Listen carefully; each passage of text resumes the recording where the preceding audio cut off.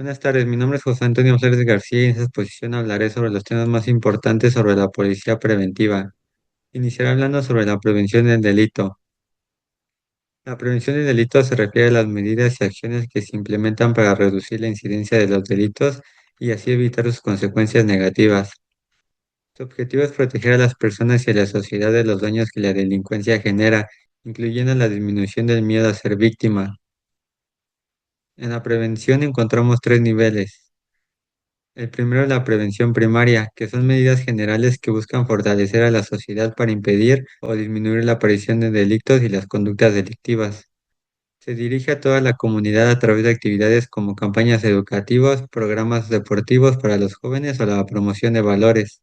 La otra es la prevención secundaria, que se dirige a personas o grupos con mayor riesgo de delinquir, como jóvenes en entornos vulnerables, y ofrecerles apoyo o capacitación laboral para alejarlos de que caigan en la delincuencia. Y la prevención terciaria, que busca que quienes ya cometieron un delito no vuelvan a cometerlo. Esto se puede lograr con programas de rehabilitación y reinserción social dentro de las cárceles y después de ellas. Ahora voy a hablar sobre la política criminal. Es importante mencionar que el Estado es el principal responsable de prevenir el delito y lo hace a través de la política criminal. Esta política analiza el fenómeno delictivo desde distintos enfoques y busca diseñar medidas adecuadas a la realidad social de cada época. Su objetivo es enfrentar la delincuencia, reducirla de manera efectiva y garantizar que todas las acciones respeten el Estado de Derecho.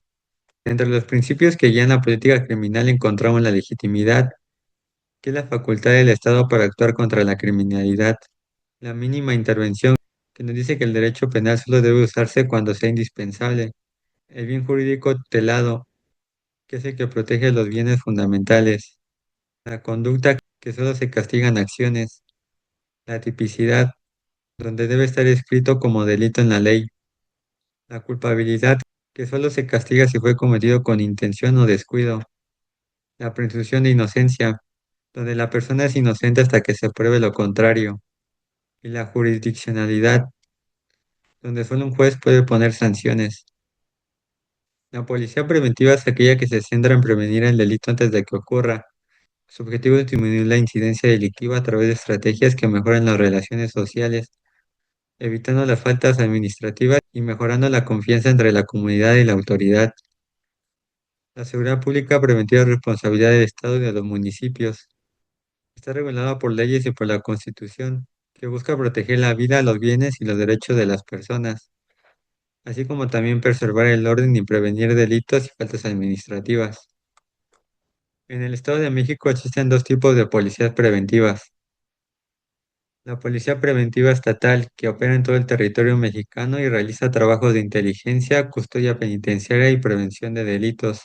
Entre sus funciones está proteger a la población, auxiliar al Ministerio Público, mantener el orden de los centros de readaptación y hacer cumplir la ley.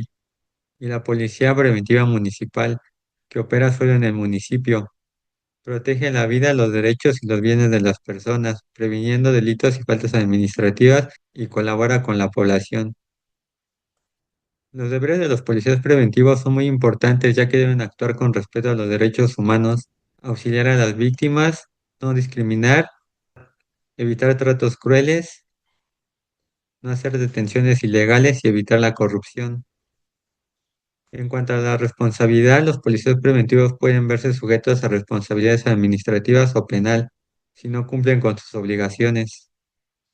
La responsabilidad administrativa incluye sanciones como la amonestación, la remoción del cargo o separación temporal del servicio. La responsabilidad penal se aplica si solo se comete un delito tipificado en el Código Penal, y las penas suelen ser graves porque son servidores públicos. Para estos casos existe la Fiscalía Especializada que investiga delitos cometidos por policías. Ahora voy a hablar sobre la criminalística. La criminalística es la disciplina que ayuda a las autoridades a investigar delitos, a reconstruir los hechos y a identificar a los responsables. También nos ayuda a responder como qué pasó, cómo, cuándo, dónde, quién y con qué.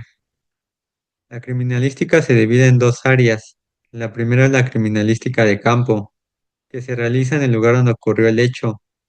Aquí se fijan, levantan, embalan y etiquetan todos los indicios para analizarlos después en un laboratorio. Y la criminalística de laboratorio. En este se analiza estos indicios con métodos científicos para poder obtener evidencias claras de cómo ocurrió.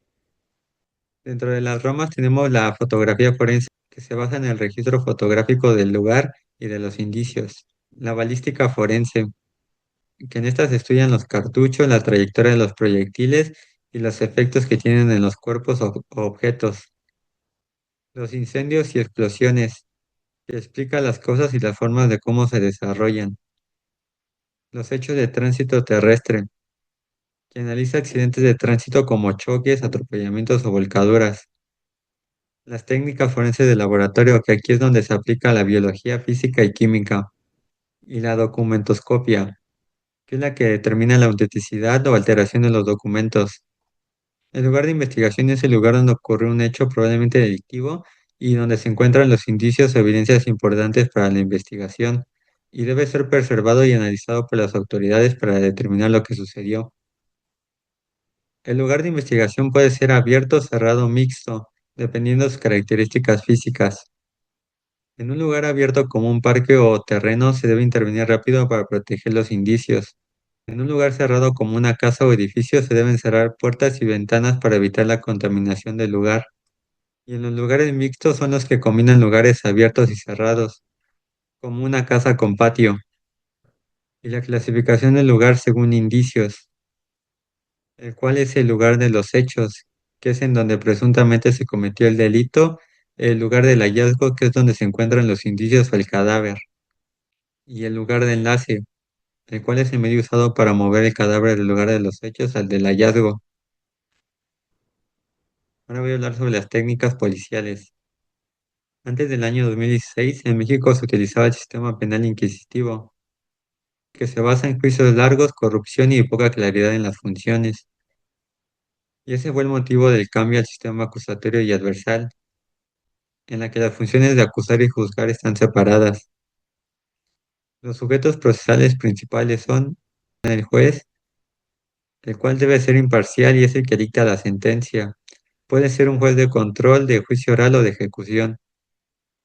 El Ministerio Público, que es el que investiga los delitos y representa a la víctima y a la sociedad.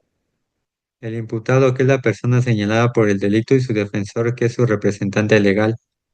El proceso penal acusatorio se desarrolla en 5 etapas. La primera es la etapa de investigación. Inicia con la denuncia o querella ante el Ministerio Público y se reúnen las pruebas. En la etapa intermedia, el Ministerio Público formula la acusación y el juez decide qué pruebas se aceptan. En la etapa de juicio real es donde se presentan las pruebas, incluso el policía preventivo puede ser llamado como testigo. En la etapa de impugnación es donde se permiten apelar o cesar la sentencia. Y en la de ejecución, que es cuando se aplica la sanción al imputado. Una de las funciones del policía preventivo en el sistema penal acusatorio es el control de la detención. El policía debe garantizar que la detención respete los derechos humanos y que se cumplan los requisitos legales. Las detenciones pueden darse en 3 casos. En flagrancia, que es cuando la persona es sorprendida cometiendo el delito. En caso urgente, que es cuando es un delito grave o un riesgo de fuga o no se puede acudir inmediatamente ante el juez. Y en detención legal, que es conforme al procedimiento que marca el Código Penal de Procedimientos Penales. Por eso es que la importancia del policía preventivo se ve en su papel dentro del sistema penal acusatorio, ya que no solo mantiene el orden y protege a la sociedad, sino que también garantiza que las detenciones se realizan respetando los derechos humanos y la legalidad. Su intervención es importante en todas las etapas del proceso penal, colaborando con el Ministerio Público y asegurando que la justicia sea de manera transparente y eficiente. De esta manera se mejora la confianza de la ciudadanía en la justicia y en la seguridad pública. Bueno, eso sería todo. Muchas gracias.